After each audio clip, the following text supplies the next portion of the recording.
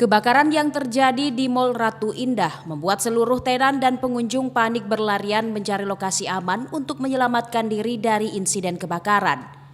Kebakaran terjadi sekitar pukul 2 siang. Petugas dari tim pemadam kebakaran dan BPBD Kota Makassar langsung melakukan pemadaman dan evakuasi korban.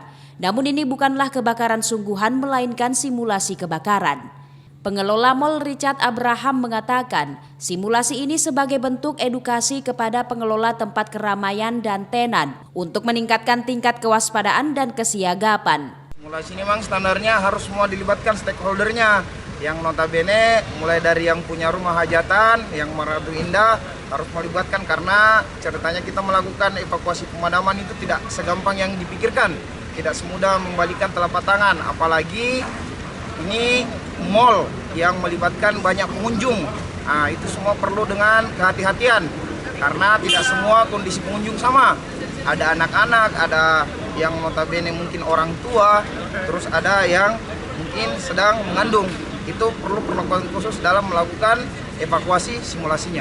Ini adalah salah satu proses kita buat simulasi terkait kesigapan atau istilahnya tanggap bagi semua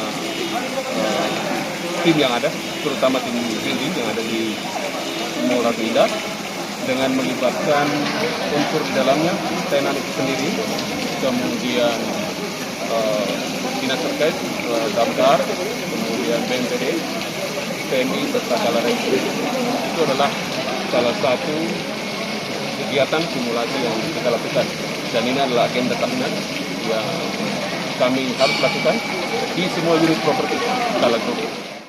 Simulasi ini merupakan pelajaran penting bagi pengelola pusat keramaian, mengingat saat ini Makassar sudah memasuki musim kemarau.